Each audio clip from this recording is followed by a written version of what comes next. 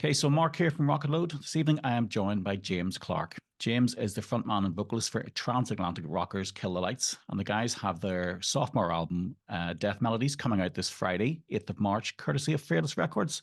And James is here this evening to tell me all about their plans for world domination in 2024. James, how you doing, man?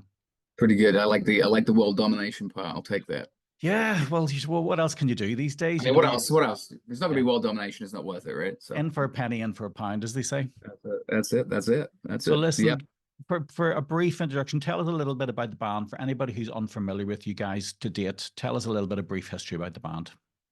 Yeah. So it's composed of five dudes that were in previous bands. You may have heard of them. So we got Moose and Jay that were on Bullet for My Valentine. Jordan that was in Still Remains, and Travis that was in Threat Signal. So, and I was in a band called Throw the Fight. And it really came about from dudes that have toured with each other over the years, and just kind of appreciating each other's style and music, and finding ourselves in a space that we're all wanting to create something new and different. And it's been a 5-year journey thus far, through COVID and everything else that we've had to deal with to kind of get where we're at. But Yeah. it's been great. It's been great so far. So. And the band, the first album was born pretty much out of COVID, wasn't it? So like, how did the 4 or 5 of you guys literally get together for that first time and say, let's do this? Yeah, so we'd gotten together, recorded the record, and everything was so the process of that record being written and put together was easy because COVID hadn't hit. It was really Right. COVID hit kind of about in the kind of February, March time, and the album was scheduled to be released in June. So the timing could not have been worse in 100 years for our first record. But it was one of those things. We released a couple singles, and we recorded the record a year before, so we didn't want to continue sitting on it. It was we were already demoing this stuff for a second record, so realistically, we just really wanted to kind of get on and get it out and not wait any longer, to be honest. Obviously it was difficult. We couldn't tour a ton with that, so that was kind of frustrating for us. We didn't really, I mean, this Death Melodies, this record really feels like our first release. Yeah. Being able to tour with it, being able to do press for it, specifically fans being back in venues, and not worrying about it. So it's been really nice and refreshing to be able to do it this way and have something to look forward to, so we're pretty excited about it. Yeah, it is a weird experience when you're talking about it there. For you guys in a band, you generally work on an album, say 12 months in advance of it literally being released, and you're sitting around for a long time with the final processes of engineering and mixing and all that stuff, and press and PR and getting it all put together, and you're almost ready to release it so you can move on to the next thing, really.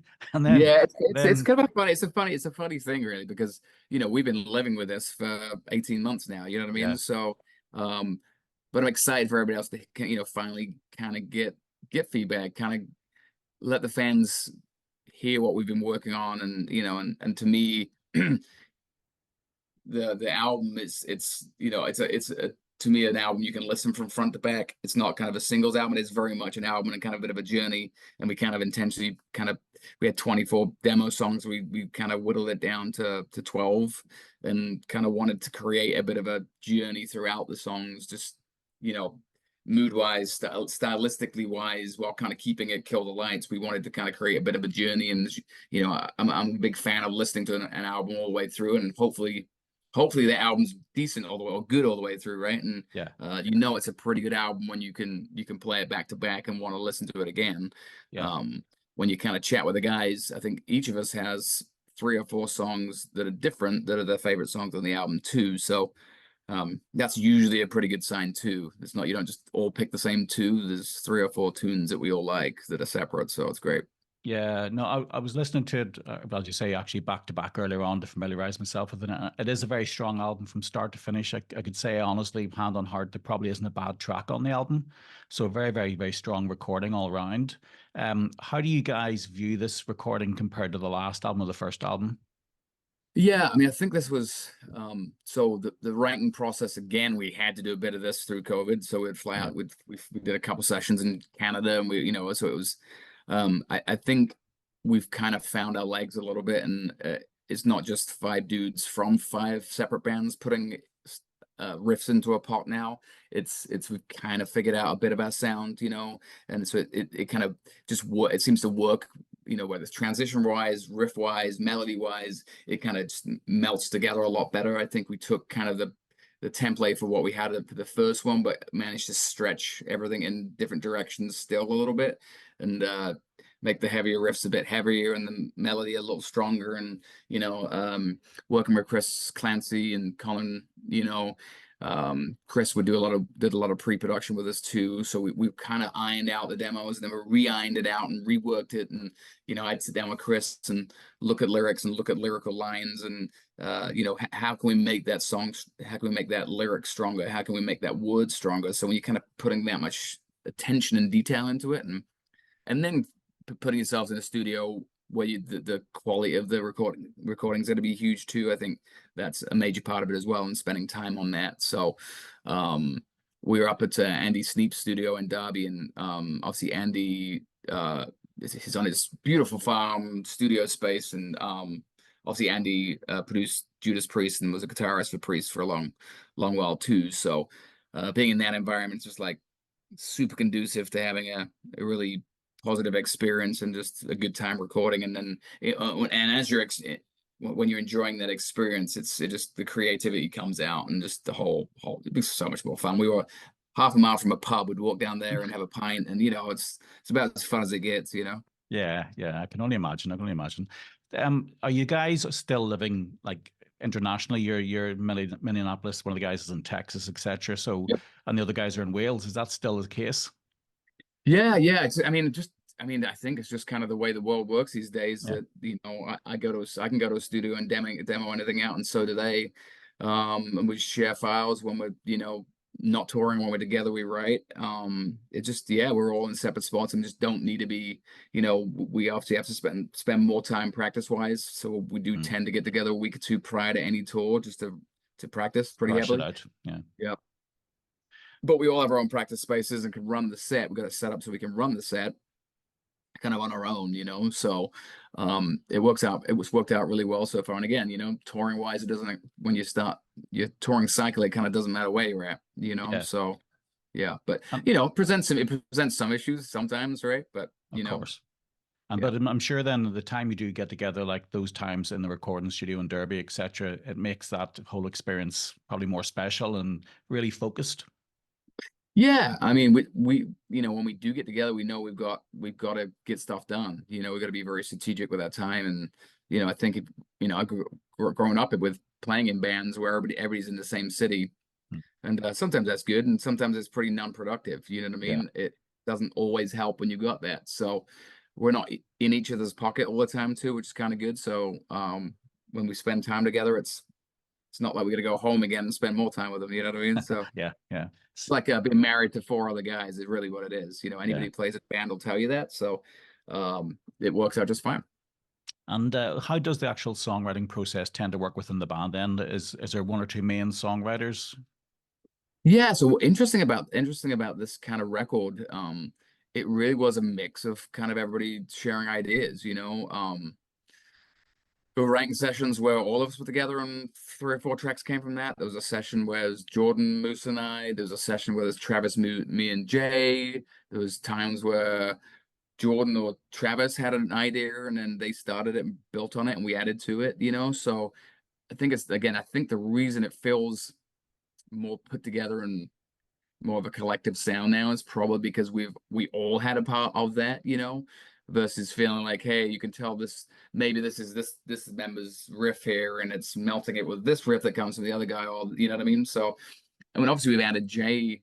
Jay's been added to the mix since the first record too, so it's like, you know, he brings a lot of value too and a lot of ideas, which is great. And you know, obviously his scream is a very defined scream. It's a very recognizable scream. So Mm. part of what we tried on this record to do was to give that its space, but also use it in a way that it's recognizable and awesome, but also as like a really nice accent too, where it's not like overbearing anything either. It's just a really cool texture to everything we got going on, you know. And it dynamically on the first record, I tended to do a lot of the screams. So it's really nice to have Jay be a part of it and kind of carry that live too. Yeah, yeah. And regarding your own sort of vocal style, etc., like who sort of influenced you and how did they sort of help shape your style? Yeah, it's crazy because I guess I grew up kind of I mean, again, my listening style right now is all over the space, you know.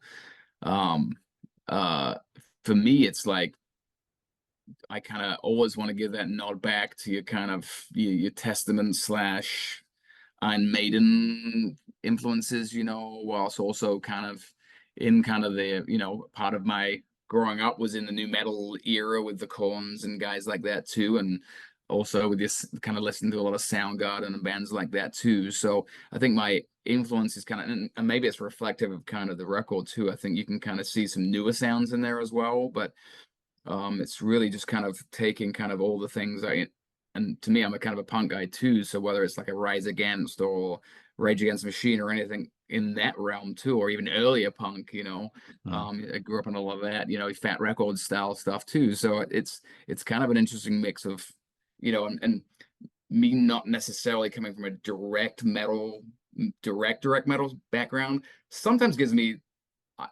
it possibly gives me the chance to see when I hear a song, I see it as just a different set of eyes, maybe than Yeah. what would be maybe a standard viewpoint of what vocal should go over this riff or that riff, you know. So Yeah. Yeah. um yeah, and that's because it comes kind of the experience of the previous bands we've all played in. It kind of gives us the ability to do that. Yeah. And where or when did you sort of discover your own voice? Um it was it was kind of in the sixth form common room in my secondary school in England. So I grew up in England. And so funny, not funny though, I did record myself on a tape and somebody managed to play it in front of everybody, and I would tell you it was horrendous.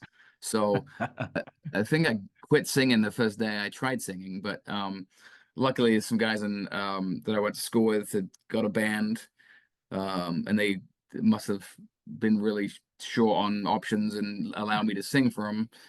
And so that was kind of when I was 14, 15, 16, you know, and you know, we kind of had a thing going and managed to play in London and do a bunch of dates, you know. A band called Consume and Downset at the time were kind of that early genre kind of rap rock kind of POD-ish stuff, you know. So like I say, we had a bit of that going, and that was kind of really what started it for me. And it was more so just the love of playing live and the love of kind of just sharing music with people, being part of a scene.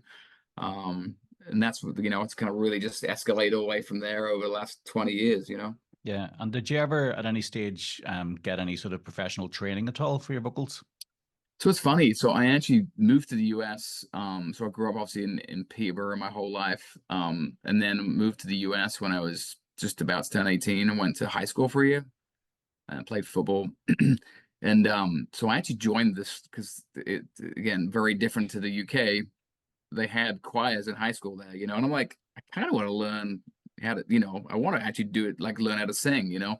And I always laugh because they were trying to figure out, this is without any training for me. The first ever time I joined the choir and the choir director hit a B note, right? And so everybody's very fluid in on what a note would sound like. And she played me the note, wanted me to repeat it, and I had no freaking idea. I had no idea what I was supposed to do, but I managed to just squeeze my way in there. They felt sorry for me. So but that was kind of my introduction of actually, you know, really learning to understand music and be able to hear it, you know, hear the correct pitch and key. And, you know, so it's been a long, my, my, my woodshedding of learning has been a long process of that, you know, and it's Yeah. took many, many years and many bands for me to get there, you know.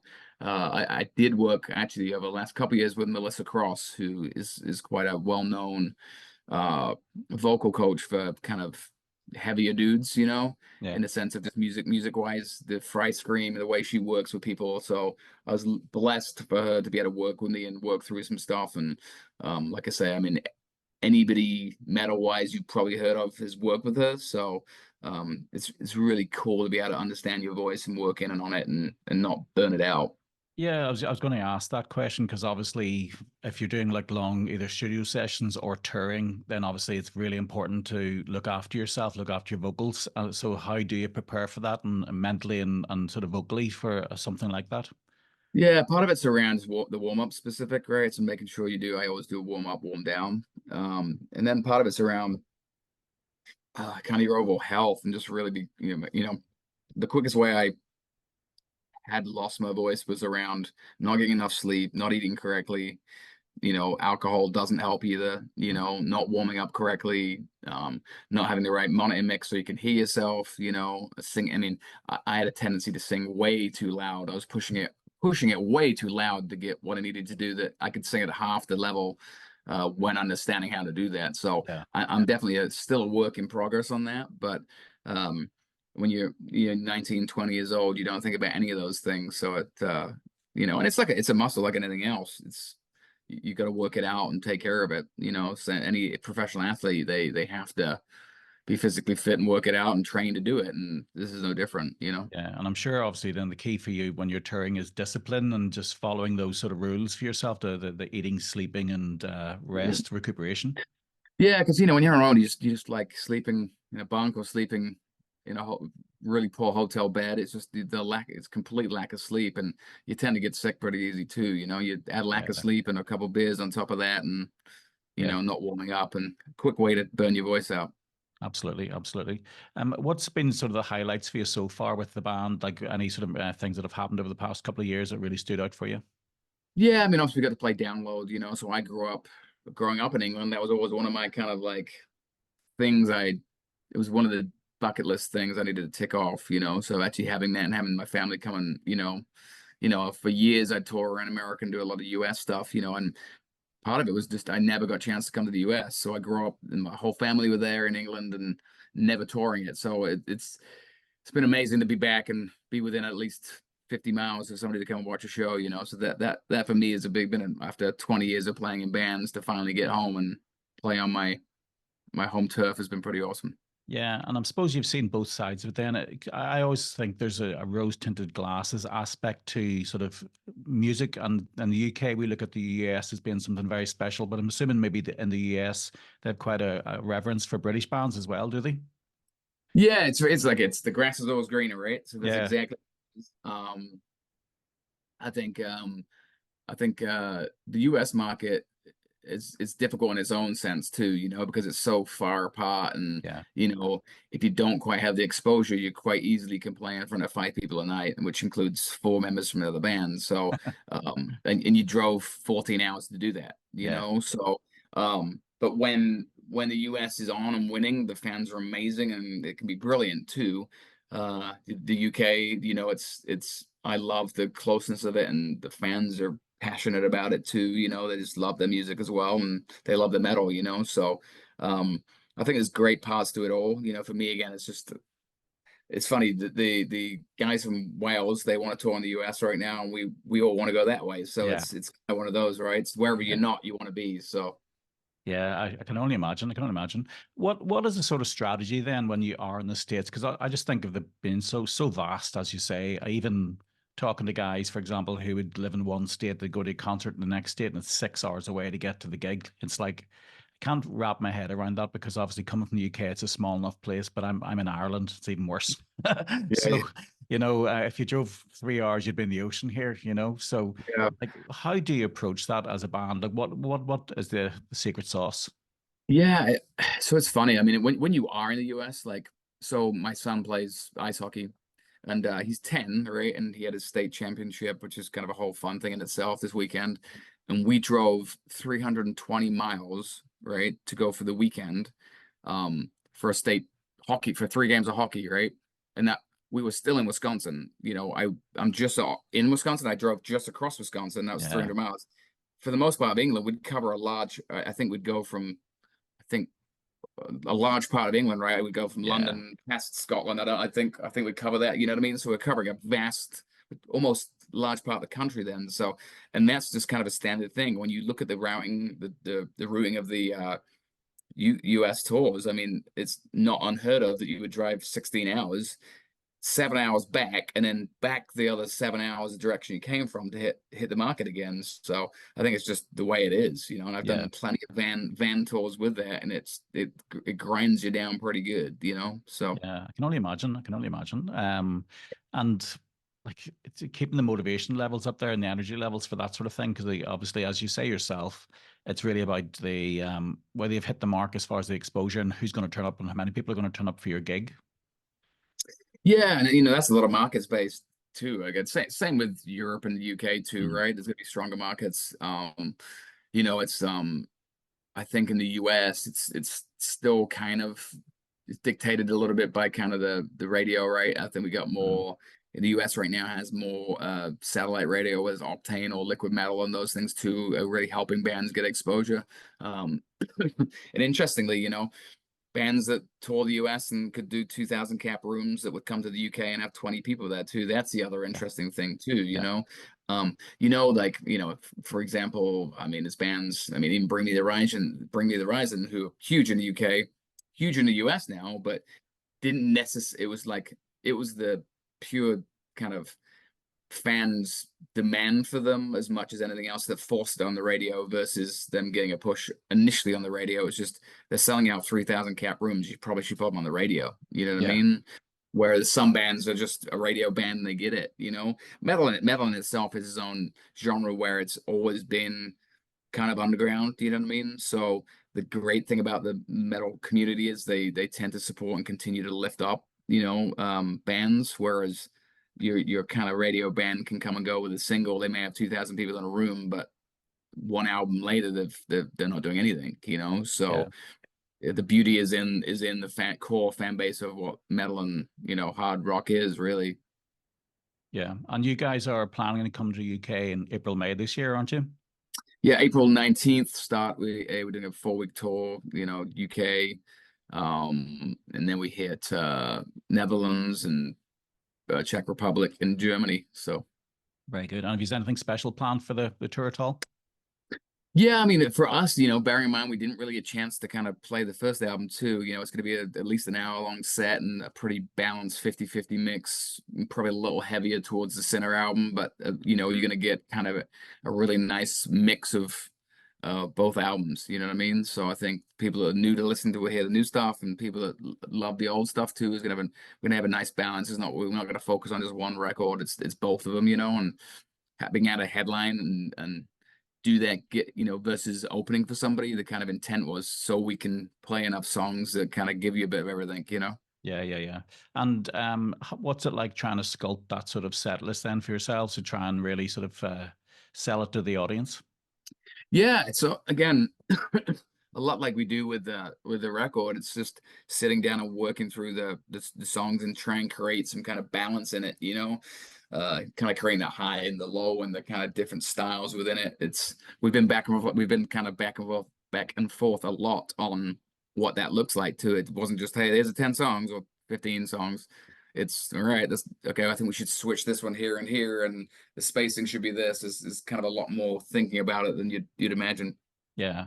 And for yourself then personally preparing for obviously going out on tour, what do you have to do for yourself to get the vocals road ready? So I've already started, but I start ramping up. So because it's been a little hot minute since we did tour, you know, it's really starting to refresh this myself with the set specifically too, and then starting running it.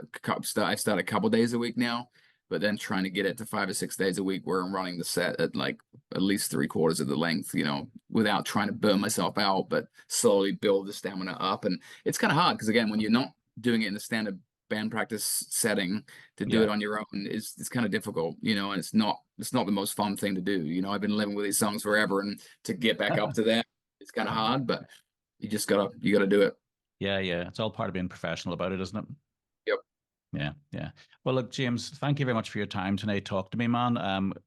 Congratulations on the album. It's a killer album, so I'm sure that it'll be very well received by the fans when they get the opportunity to absorb it in one full little spin.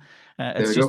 just it's the digital age now, isn't it? You know, you're talking about that whole thing of listening to an album from start to finish, but it's almost a lost art today because we're so quick to either say Alexa next or press the fast forward button. So you just need those people to give you the album an opportunity and keep it playing. Yeah, I mean, it's you know, it's a very singles based market right now, but what I'm most excited about is just, you know, because we released some singles and a couple heavy ones, couple more mid-level ones, one ballad one, right? And I'm very excited for the people to listen to the album so they will be like, oh, there's some heavy tunes on this.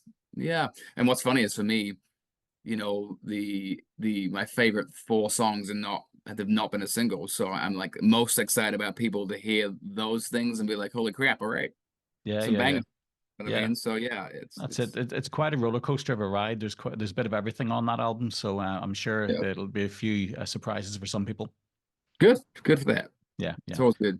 Well, look, Awesome. man, thank you once again. Best of luck with everything, and obviously best of luck with the tour in the UK. And we'll hopefully catch you when you're over in April and May. Awesome. Thanks so much. Appreciate Okay, it. man. Take care of yourself, brother. Take care. Yeah, bye.